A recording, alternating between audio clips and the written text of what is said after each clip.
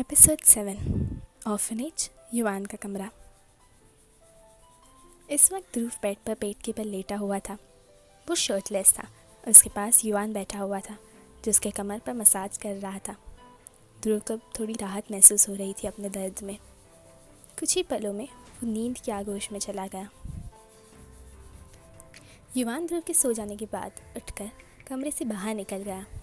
उसने जाने से पहले ध्रुव के आजू बाजू तकिए लगा दिए क्योंकि ध्रुव को अकेले सोने से डर लगता था। युवान के कदम इस वक्त निशा के कमरे की तरफ बढ़ रहे थे। वो कॉरिडोर से गुजरते हुए वहाँ तक पहुँचा और दरवाज़ा खटखटाया। निशा ने आकर दरवाज़ा खोला और युवान को वहाँ खड़ा देख उसे अंदर आने दिया। युवान चुपचाप कमरे में आकर सीधे वहाँ बने स्टडी टेबल के पास रखी चेयर पर बैठ गया। निशा ने दरवाज़ा अंदर से बंद किया और चुपचाप आकर युवान के सामने बिस्तर पर बैठते हुए बोली, तो अब बता कि तुम उस जतिन राणा को कैसे जानते हो। युवान की आंखें ठंडी पड़ गई। उसने गहरी सांस भरी और बोला, तुम्हें याद है 2 दिन पहले मैं शाम को थोड़ा लेट कर लौटा था। निशा ने हाँ में गर्दन हिला दी। युवान ने आगे कहा, उसी दिन शुरू हुई थी ये सारी फसाद की जड़।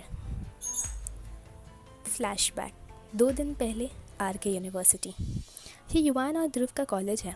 वो दोनों यहाँ पर स्कॉलरशिप स्टूडेंट्स हैं और आर्ट्स डिपार्टमेंट में पढ़ते हैं। सुबह का वक्त था।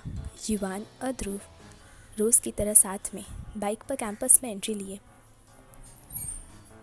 कैंपस की बहुत सी लड़कियाँ युवान पर फ्लैट थीं।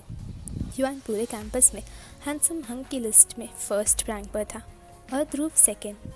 कुछ सीनियर स्टूडेंट्स उनसे अक्सर जला करते थे। दोनों की मासूम शक्लें लड़कियों के दिलों को घायल कर जाती, पर उन सीनियर्स को युवान और ध्रुव घमंडी लगते थे अपने लुक्स की वजह से। आखिर हमारे युवान और ध्रुव जैसे शरीफ बंदे लड़कियों को एक नज़र तक नहीं देखते थे, जिस वजह से बहुत लोगों को उनसे ईर्ष्या होती थी। युवान और ध्रुव कैंपस में जा ही रहे थे कि एक सीनियर स्टूडेंट के ग्रुप ने उनके रास्ते के आड़े आते हुए उन्हें रोक दिया। युवान ने देखा तो कस कर आँखें मींच ली। वो खुद को शांत रखने की कोशिश कर रहा था। वहीं ध्रुव ने तो युवान की बाजू कस कर थाम ली। सीनियर लड़का रोमी हंसते हुए बोला, अरे देखो कैसे बेचारा बच्चा डर गया। युवान की मुठ्ठियाँ ये सुन कस गई। उसने पहले तो शांति से कहा, रोमी हमें जाने दो, अगर किसी ज़रूरी काम से रोका है तो बताओ, वरना हम चले। रोमी उसके सामने आकर बोला, क्यों बे, हम पर अपनी दोस्त जमाने की कोशिश कर रहा है, भूल मत हम तुम्हारे सीनियर है। युवान ने जबड़े कस लिए। Romi this is not a joke. Romi का साथी बोला, हम भी यहाँ कोई जोक्स क्रैक करने तुम्हें एंटरटेन करने नहीं आए हैं। युवान ने नज़र उठाकर उसे देखा। ध्रुव मुंह बगाड़ते हुए बोला, वही सोचूं इस रोमी के चमचे अब तक कुछ बोले क्यों नहीं। सब ने सुना तो उनकी आंखें हैरत से फैल गई। युवान ने ध्रुव को शांत करते हुए कहा, ये क्या कर रहा है तुम, चुप रहो। ध्रुव ने अच्छे बच्चे की तरह अपने होठ पर उंगली रख दी और खामोश हो गया। रोमी हाथ बांधकर युवान को देखते हुए बोला, क्या बुलाते रहे ये बच्चा। युवान दांत पीस कर बोला, वो मेरा दोस्त है, बच्चा नहीं।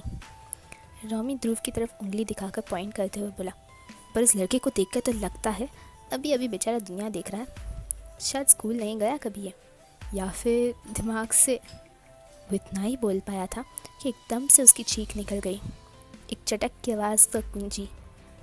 युवान के सब्र का बांध रोमी की बात सुन टूट गया था, इसलिए उसने रोमी की वही उंगली पकड़ ली जो ध्रुव की तरफ थी और एकदम से उसे मरोड़ दिया, जिससे वो चटक गई। रोमी करहाते हुए, क्या कर रहा है बे, छोड़ मेरी उंगली। युवान ने सुना तो एकदम जुनून से भरकर बोला, मेरे ध्रुव पर कोई उंगली उठाए ये मुझे हरगिज़ मंजूर नहीं, चाहे फिर वो तुम रहो या कोई और।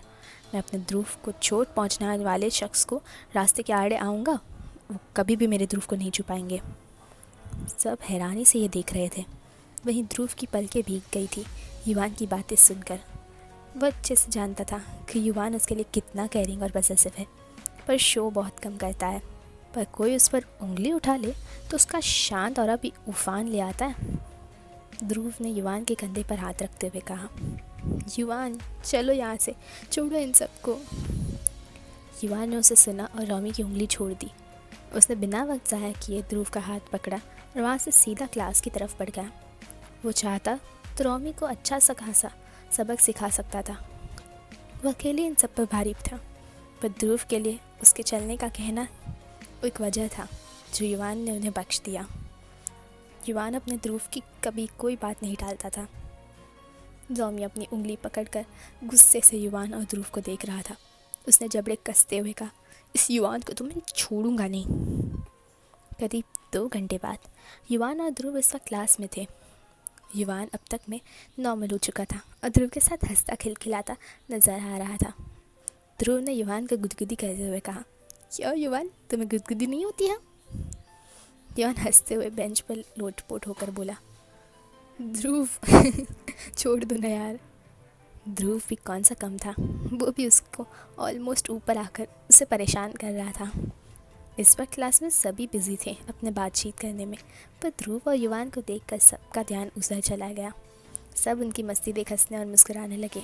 सब जानते थे कि युवान और ध्रुव कितने जॉली किस्म के इंसान थे। तभी वहाँ एक चपरासी आया और बोला, युवान।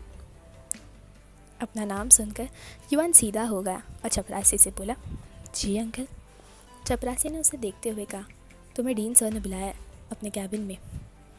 युवान ने सुना तो उसे समझने में वक्त नहीं लगा कि डीन ने किस वजह से उसे याद किया है।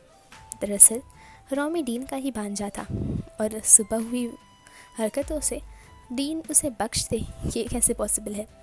युवान ने हाँ में सर हिलाकर कहा, मैं आ रहा हूँ अंकल। चपरासी ये सुन चला गया। युवान खड़े हुआ और जाने को हुआ तो पीछे से ध्रुव ने उसकी कलाई पकड़ ली। युवान रुक गया और पीछे पलटा तो ध्रुव उसे अपनी बड़ी बड़ी पलकें झपकाते हुए मासूमियत से उसे देखने लगा। युवान उसके पास आकर उसके गाल पर हाथ रख बोला, मैं बस यूँ गया और यूँ आया, ओके? ध्रुव ने पहले तो मायूसी से उसे देखा, फिर धीरे से गर्दन हिला दी।